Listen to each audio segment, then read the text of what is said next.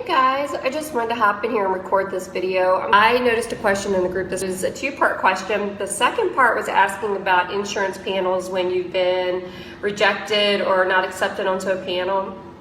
So basically what you want to do is call the insurance company, call provider relations, and ask them when you can reapply and what the process is for reapplying.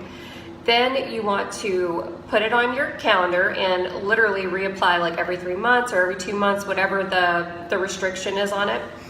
Also, when you reapply, you're going to want to attach a cover letter to it, basically explaining why you're an excellent candidate for the insurance panel. So you want to talk about any credentials you have, any extra trainings or certifications. If you speak another language, you want to put that down.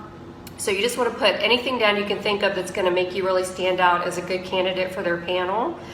And the other thing you can do is take on single case agreements. So if you're getting a lot of calls from people wanting to use that particular insurance, you can call the insurance company, or you can have the client call the insurance company and request you as a clinician under a single case agreement.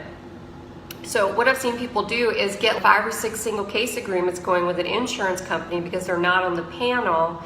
And basically when it's time to resubmit the application for credentialing, you can bring that point up. You can say, look, I've already got like 5 or 6 people on your panel that I'm working with right now. So it would probably be in your best interest to go ahead and just credential me with you instead of doing all these single case agreements that I'm working with.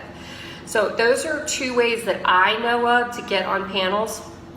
So for the rest of you guys, if anybody else has done something else or knows some trick that I don't know, just drop it in the comments because I'd love for us all to learn from each other.